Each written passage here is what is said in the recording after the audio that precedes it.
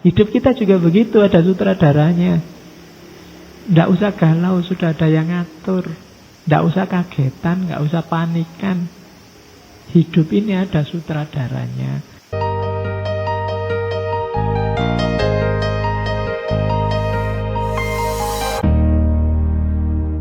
Ini adab kepada teman. Cuma bahasanya Ghazali unik. Yang pertama, teman yang tidak pernah terpisah. Allah. Berarti adab kita pada Allah. Yang pertama harus tunduk kalau sama Allah. Tidak boleh tidak. Yang kedua, fokus hanya pada Allah.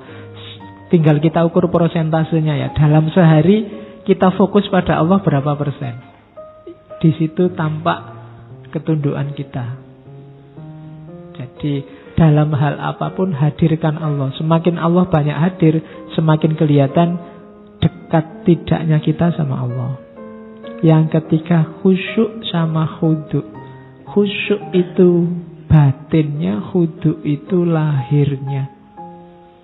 Kayak kita sholat itu loh. Sholat itu harus khusyuk dan khudu'. Khusyuk itu batinnya tertuju ke Allah, fisiknya juga menunjukkan bahwa kita tunduk pada Allah. Makanya sholat itu tidak boleh ada gerak yang tidak perlu, yang tidak penting, yang tidak menunjukkan kekhuduan. Itu yang bikin para ulama, misalnya Imam Syafi'i merumuskan bahwa untuk menunjukkan khudu' jangan bergerak di luar gerakan sholat 3 kali berturut-turut misalnya. Itu dalam rangka khudu'. Kan nggak mungkin kita sambil sholat sambil pegang kipas sumuk Pak terus kipas-kipas. Ini kan enggak. Menunjukkan enggak khudu itu namanya. Tapi yang gerakan tambahan yang memang dibutuhkan perlu tapi tidak mengganggu kekhuduan itu diizinkan. Kalau ada nyamuk pelan-pelan kita usir misalnya sekali. Tapi ya jangan ngusirnya dengan menunjukkan yang tidak khudu. Misalnya sebelum diginiin terus wah pipi mulus-mulus dianuinya. Tidak khudu itu namanya, tidak konsentrasi sama sholatnya. Bahkan tidak harus 3, sekali gerakan sekalipun kalau menunjukkan tidak khudu ya batal kan sholatnya. Kamu sholat tiba-tiba ngangkat jari tengah, wah gitu ya enggak. Ya batal masa. Loh Pak, cuma sekali loh Pak, belum 3. Iya, tapi ya gerakanmu begitu. Menunjukkan tidak khudu. Di hadapan Allah jangan macam-macam, kan itu namanya khudu. Kalau khusyuk batinnya harus selalu madhep sama Allah. Terus segera. Kalau ngerti ada perintahnya Allah, segera.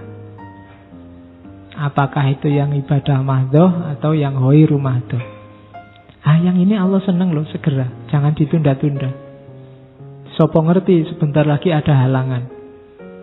Mau sholat, nanti saja. Sudah mau ngangkat, ada tamu. Itu kan salah dewe, mau tidak segera. Akhirnya sholatnya kesusu-susu karena ditunggu tamunya. Karena sejak tadi tidak segera. Segerakan. Mau nulis, besok aja. Besok aja. Alah besok sudah presentasi akhirnya. Ya wis lah sak dadi-dadine. Karena nggak segera. Untuk kebaikan segerakan. Terus termasuk kebalikannya, segera meninggalkan larangan. Kalau kamu ngerti itu dosa, segera ditinggalkan. Begitu ada kesempatan, cepat-cepat ditinggal. Begitu kamu sadar, waduh, kayak gini salah, sudahlah. Nah itu segera. Segera melaksanakan perintah, segera meninggalkan larangan. Gak usah nunggu, Pak masih muda, Pak, nanti aja lah Pak tobatnya kalau sudah. Enggak. Gak usah nunggu, sekarang. Kalau memang kamu sudah sadar itu salah, segera ditinggalkan. Berusaha untuk meninggalkan. Terus tidak menolak takdir. Cirinya apa? Tidak gampang mengeluh, tidak gampang protes. Ya Allah, mengapa kok begini, mengapa kok begitu? Itu namanya sambat, tidak usah. Ridhoi saja apa keputusan Allah. Insya Allah nanti Allah meridhoi kita. Tidak gampang mengeluh. Kemudian ya senantiasa berzikir dan berfikir.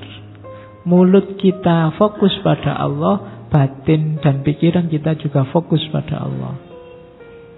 Terus mengutamakan yang hak atas yang batil, itu pasti. Terus putus asa dari makhluk. tidak menggantungkan sisi hidup kita yang manapun pada makhluk. Semuanya kita gantungkan pada Allah. Bahasa lainnya putus asa dari makhluk. Sudahlah, tidak usah minta apapun pada yang selain manusia. Langsung selain Allah, langsung atau tidak langsung. Semuanya mintalah pada Allah. Itu putus asa dari makhluk. Terus risau, selalu malu karena merasa Allah selalu melihat kita. Terus tenang. Kenapa tenang? Karena kita punya Allah. Kalau kita merasa punya Allah, apa sih yang bikin kita galau? Kan tidak ada. Semuanya sudah atas skenarionya Allah kok. Nggak bikin sumpek. Kayak kita nonton film itu. Kita nonton film itu kan tidak kaget. Ada orang dibunuh. Biasa film, ada sutradaranya. Ini loh ada pembantaian di film. Kan biasa aja kamu kan. Iya film, tenang aja. Itu tidak beneran, ada sutradaranya. Hidup kita juga begitu, ada sutradaranya. Tidak usah galau, sudah ada yang ngatur. Tidak usah kagetan, tidak usah panikan. Hidup ini ada sutradaranya. Kalau kamu sadar kayak kamu nonton film itu loh. Nonton film horor kaget-kaget. Tapi kan biasa ya, memang film horor dibikin kayak gitu sama sutradaranya.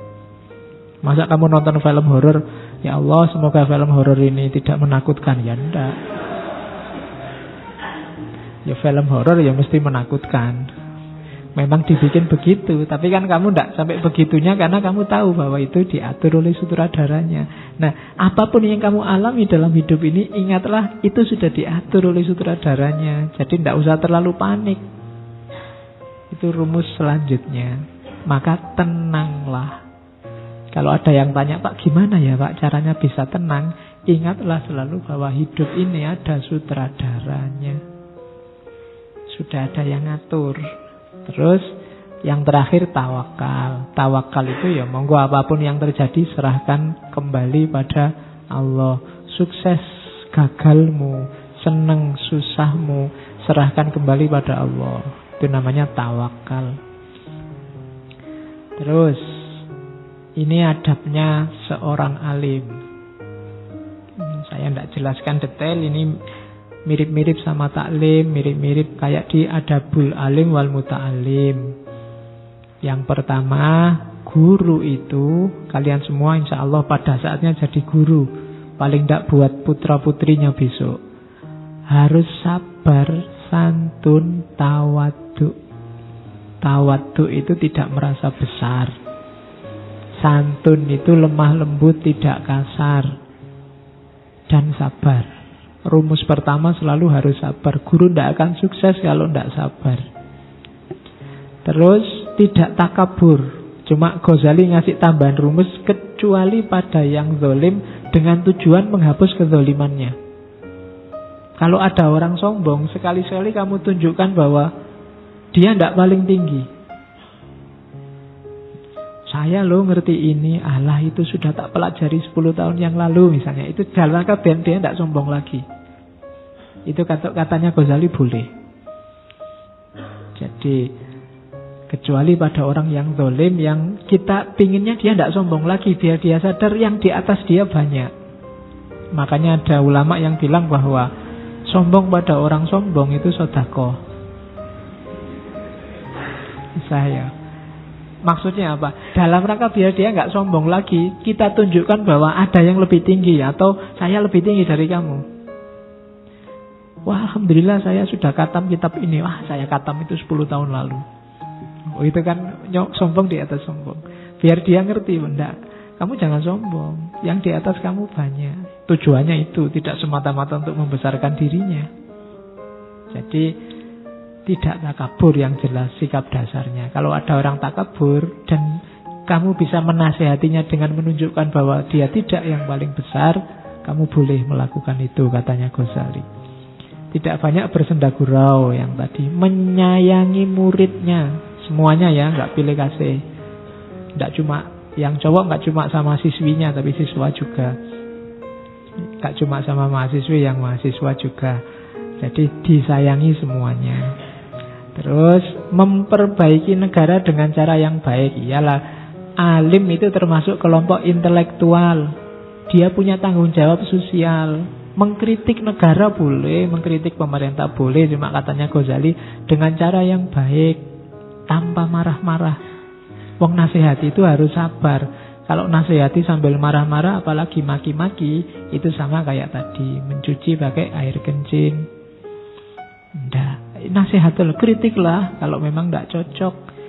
Kalau negara nggak sesuai, kritiklah. Cuma tidak dengan marah-marah. Terus alim juga diantara cirinya adalah tidak malu untuk ngaku tidak tahu. Jadi kalau besok kalian jadi ulama, apalagi jadi ustadz, terus masuk TV, terus kebetulan di TV itu ada acara tanya jawabnya, ndak harus semua pertanyaan kalian jawab. Kalau memang ndak tahu, bilang aja saya ndak tahu. Kalau mau ya saya tak belajar dulu, besok tak jawab. Harus berani begitu. Ndak mentang-mentang kalian ada di TV terus ditanya apa aja dijawab, terus keliru-keliru ndak apa-apa, yang penting jawab. Itu merusak. Jadi alim itu harus mau untuk bilang tidak tahu kalau memang tidak tahu. Jadi sekarang budaya kalau sudah ustadz itu harus tahu segalanya. Saya tidak tahu rumusnya dari mana. Boleh tidak tahu, tidak apa-apa. Wah, kalau tentang hal itu saya belum mendalami, mohon maaf. Tapi kalau memang butuh jawabannya, saya lihat dulu di kitabnya, di bukunya. Nah, itu saya belajar dulu. Kalau mau nunggu, kalau nggak mau ya saya tidak tahu kalau sekarang. Itu kan tidak masalah, tidak sama sekali tidak menjatuhkan dirinya. Meskipun mungkin sama TV-nya, oh ini ustadz apa ditanya semuanya tidak tahu. Dan memang tidak tahu, tidak masalah. Daripada merusak. Jadi masuk neraka hanya gara-gara rating, kan tidak elok. Jadi ya wis tidak tahu, ya tidak tahu, jangan menyesatkan orang lain. Ya kalau ditanya ya dijawab kalau bisa, memperhatikan dan memahami. Terus mau menerima hujah. Banyak sekarang orang sudah merasa pinter, jadi semua yang beda sama dirinya, hujah-hujah yang lain dianggap pasti salah. Pikirannya ditutup. Alim itu pikirannya terbuka, dia harus mau menerima hujah yang baru dari yang lain. Telinganya harus dibuka dulu, bahwa setuju atau tidak setuju urusan selanjutnya. Cuma hari ini banyak yang tidak mau dan tidak tahan mendengarkan argumen hujah yang berbeda. Nah, itu bagi Ghazali berarti bukan adabnya seorang alim. Terus mau menuntun muridnya, bisa mengarahkan muridnya. Ini harus diambil, kamu belajar ini dulu, jangan baca buku ini dulu, baca yang ini dulu, dan seterusnya. Mana yang dianjurkan, mana yang dilarang. Karena nanti alim itu yang nuntun murid. Dia harus bisa mengarahkan ke hasil yang maksimal. Murid juga harus ikut, karena yang lebih tahu alur keilmuan itu gurunya. Terus melarang murid sibuk dengan hal-hal yang bersifat fardu kifayah sebelum menyelesaikan yang fardu ain. Jadi murid harus diajar ngerti prioritas. Mana yang penting, mana yang biasa, mana yang sama sekali tidak penting, mana yang jangan. Itu sekarang banyak yang susah membedakan mana penting, mana tidak penting. Mana urusan urgent, mana yang bisa ditunda, mana yang tidak penting sama sekali, mana yang ini iseng saja. Itu pelajaran tentang prioritas. Terus dirinya sendiri harus jadi orang soleh kalau menyuruh muridnya soleh. Dia harus berusaha untuk takwa sebelum menyuruh muridnya takwa, dan melaksanakan apa yang diomongkan. Itu adabnya seorang alim. Terus ini murid pada guru, mirip kayak kemarin. Memberi hormat dan salam duluan. Tidak banyak ngobrol, tidak banyak bicara di hadapan guru. Tidak bertanya sebelum diberi izin. Kalau ini sudah kemarin dijelaskan panjang lebar. Tidak mengungkapkan sesuatu yang bertentangan dengan ucapan guru. Misalnya dengan berkata, pendapat si fulan berbeda dengan pendapatmu. Ini juga katanya Ghazali, mbok jangan. ngadu gurumu yang lama dengan gurumu yang sekarang. Itu juga sebaiknya dihindari. Atau ngadu ulama yang lain, kamu adu dengan gurumu yang sekarang. Kok katanya Ustaz anu kok begini Pak, beda sama Bapak. Bapak ngerti enggak sih? Oh, itu. Ya, jangan. Nanti gurumu marah. Bapak ini baca buku enggak? Saya baca kok enggak begitu. Itu. Enggak. Jadi jangan mengadu gurumu dengan guru yang lain. Nadanya harus selalu nada tawadhu. Pak, saya baca buku kayak gini. Seperti apa ya Pak duduk persoalannya yang sebenarnya, kan gitu. Lebih tawadhu, tidak harus nadanya konfrontatif. Terus tidak memamerkan pendapatnya sehingga menjatuhkan kehormatan gurunya. Kan mungkin gurumu tidak nambah-nambah bacaannya, kamu bacaanmu banyak. Atau kamu ikut acara macam-macam, seminar internasional, seminar nasional, macam-macam. Di kelas gurumu yang sudah sepuh itu ya bahasanya itu aja sejak dulu. Nah itu terus kamu angkat tangan, Pak, Bapak kok masih itu aja yang diomongkan. Sekarang kan isunya sudah ini Pak. Oh, itu memamerkan kepandaianmu di hadapannya. Zaman saya kuliah dulu malah ada dosen yang kalau ngajar cuma dikte, pegang buku didikte itu. Nah, teman saya yang rada usil angkat tangan, Pak, daripada Bapak capek baca, saya bacain aja Pak. Ya. Ada yang gitu dulu. Ada yang lebih usil lagi. Itu kan dulu pakai buku tulis, buku catatannya. Nah, dari mejanya beliau diambil buku catatannya. Nah, dosennya bingung, buku catatanmu di mana? Akhirnya kuliahnya libur. Karena buku catatannya hilang. Iya, zaman dulu usil karena saya jurusannya filsafat, jadi anaknya aneh-aneh. Ya, zaman saya ada loh, pas Jumatan itu khotibnya diinterupsi. Ya, saya tidak tahu punya teman sampai kayak gitu ya. Khotibnya kan lama itu. Jamaahnya gelisah, sudah mau jam 1 ini khotib tidak selesai. Dia angkat tangan, interupsi khotib. Luar biasa. Jadi duduknya sebelah aku lagi, semua ngadep ke sini akhirnya.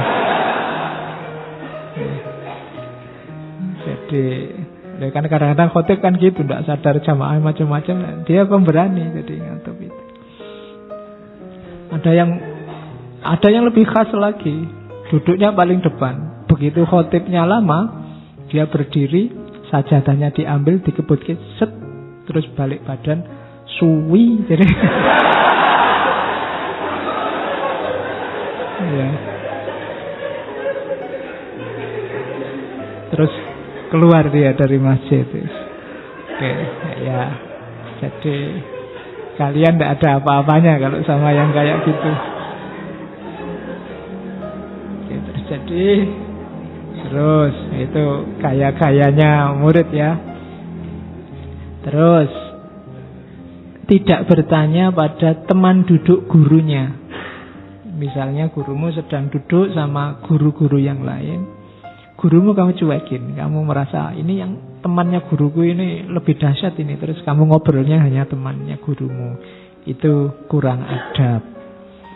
Terus tenang, tidak tolah-toleh kalau sedang ngobrol sama gurunya, apa gurunya ngajar, fokus. Terus tidak banyak bertanya, yang ketika gurunya sudah capek, sudah bosan, sudah ngerti gurunya ini mau banyak acara, sebentar Pak, tanya dulu Pak, sebentar. Nah itu, yo nanti lah kalau gurunya kelihatan lebih longgar waktunya baru kamu tanya. Terus ya, tidak berburuk sangka pada gurunya. Kalau ada yang tidak dipahami atau bertentangan dengan penjelasan gurunya. Nanti di Bidayah itu banyak sekali cerita Ghazali tentang Musa dan Khidir. Karena guru itu kadang-kadang lebih ngerti, murid hanya memahami sejangkau pemikirannya. Maka manutlah sama gurumu. Kayak ceritanya Musa sama Khidir. Nah, kamu juga kalau di rumah ketemu sama orang tua, ya sama orang tua juga harus ditata adabnya. Kalau ini mungkin sudah biasa. Dengarkan kalau orang tua ngomong, meskipun kalian sudah S1, S2, S3 mungkin besok merasa lebih pintar dari orang tua, tapi apapun yang dikatakan orang tuamu, dengarkanlah.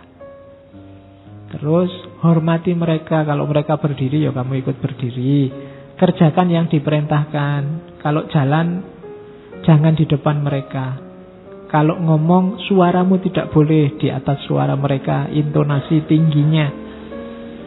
Sambut panggilan mereka, cari ridho dari mereka, rendahkan dirimu di hadapan mereka. Tidak ngungkit-ngungkit kebaikan, kebaktian yang sudah kamu lakukan. Tidak boleh melotot, menatap mereka secara tajam. Jadi mungkin ada beda tradisi di kita. Kalau di barat itu kalau ngomong sama orang tua, ditatap wajahnya, ditatap matanya, tapi ya tetap tidak boleh melotot. Kalau melotot di mana-mana tidak boleh. Kalau di tradisi timur biasanya jangan ditatap wajahnya, meskipun jangan toleh-toleh. Perhatikan sambil menunduk. Kalau di barat memperhatikan itu gayanya sambil ditatap wajahnya. Dua tradisi yang berbeda tapi intinya sama. Hargailah orang tua yang sedang ngomong. Terus tidak bermuka masam. Apapun situasinya, meskipun kiriman padamu telat, meskipun kamu minta beli motor nggak dibeli-beliin, meskipun jangan sampai ngomong nggak enak, bermuka masam apalagi di depan mereka. Oke, jangan salah, galaunya orang tua 2 kali lipat ketika mereka tidak bisa memenuhi keinginan anak-anaknya. Jadi bukan kamu aja yang sumpek, mereka juga sumpek. Tapi mereka tahu apa yang terbaik buat dirimu. Jadi tidak boleh memasang muka masam, tidak boleh mengangkat suara lebih tinggi dari mereka. Kemudian tidak melakukan apapun keputusan yang besar-besar tanpa seizin mereka. Ya meskipun tidak harus lebay. Yang kecil-kecil ya kamu ngerti sendiri lah. Tidak harus tiap kali mau ke warung, Pak ini warung mana yang saya harus ya. Kamu boros pulsa. Yo kamu sendiri ngerti lah mana yang harus minta izin, mana yang biasa, urusan biasa tidak harus kamu tanya. Terus ini juga hati-hati, bergaul dengan awam, orang yang level pengetahuannya di bawahmu. Hati-hati katanya Ghazali, kadang-kadang kita sering terpengaruh oleh mereka. Bahasanya Ghazali orang-orang bodoh. Orang bodoh yang sok tahu. Ini kan kita sering terlibat pembicaraan, terlibat obrolan sama mereka. Biasanya di WA, di Facebook, begitu bahas agama, semuanya jadi ustadz. Ya kan? Begitu bahas politik, semuanya jadi politisi. Begitu bahas, hari ini banyak bahas film, semuanya jadi kritikus film. Nah, itu berarti ciri-ciri orang bodoh. Rumusnya Ghazali apa? Yang pertama, tidak ikut ngobrol banyak-banyak sama mereka. Kalau kamu sudah tahu bahwa tidak ini bukan ahlinya, ya sudah ditinggal aja. Daripada kamu capek. Jadi tidak ikut terlibat secara dalam dengan pembicaraan mereka. Yang kedua, tidak usah terlalu diambil hati ucapan-ucapan mereka. Wong dasarnya memang tidak tahu. Itu kalau dalam klasifikasi Ghazali kan, ini orang tidak tahu yang tidak tahu kalau dia tidak tahu. Sehingga dia merasa tahu, padahal dia tidak tahu. Itu orang paling bahaya di dunia. Nah ya, karena dia berfatwa dalam ketidaktahuannya, memvonis orang dalam ketidaktahuannya, menilai orang, menjatuhkan orang dalam ketidaktahuannya. Hari ini banyak yang kayak gitu. Jadi orang layadri walayadri annahu layadri. Orang yang tidak tahu dan tidak tahu kalau dia tidak tahu. Maka kita kalau tidak bisa menasihati dan menyadarkan mereka, jangan terlibat banyak sama mereka. Dan tidak usah terlalu diambil peduli kata-kata mereka. Terus tidak usah terlalu diambil hati kata-kata buruk mereka. Terus jangan sering-sering ketemu. Apakah langsung ataukah tidak langsung, mungkin lewat komen-komenmu di WA, di Facebook, tidak usah sering-sering lah, biarin aja lah kalau mereka pengen banyak omong. Terus kalau bisa ingatkan perbuatan mereka, Cuma secara lemah lembut. Kalau sudah diskusinya tidak karu-karuan, yang nggak ngerti semua ngomong, ya ayo kita belajar lagi semuanya. Siapa tahu nanti nemu yang benar, atau kita tanya, nyari bahan yang lebih benar, dan seterusnya. Secara lemah lembut. Jangan dikasari, karena biasanya orang dikasari itu tidak jadi sadar. Terus memberikan nasihat kalau ada harapan nasihat itu. Ada orang yang dikasih nasihat sudah tidak ada harapan lagi untuk dikasih nasihat. Maka jangan capek-capek ngasih nasihat, tiwas kamu mangkel. Kalau kamu mangkel, sakit hati, akhirnya defisit, kamu rugi secara batin. Mungkin level spiritualmu turun karena kamu marah-marah, kamu kecewa, kamu balas maki-maki mereka, eman-eman. Kalau memang ada kemungkinan dinasihati, ayo dinasihati. Watawasau bil haq, watawasau bis sabr. Kalau tidak, ya monggo mereka jalan. Atau kamu merasa tidak mampu, Pak, saya nasihati mereka sudah keras kepala kayak gitu, ya sudah, tidak usah dinasihati daripada kamu mangkel sakit hati. Nah, itu rumusnya Ghazali. Maka tadi yang saya bilang ini praktis sifatnya. Kenapa kamu jangan banyak bergaul sama mereka? Karena bisa berpengaruh dalam hidupmu. Diskusi sama orang-orang tidak pinter, itu lama-lama kamu ketularan tidak pinter. Karena cara berpikir mereka bisa masuk ke dalam koleksi cara berpikirmu, saya bilang tadi. Ada di kepalamu, jadi referensimu.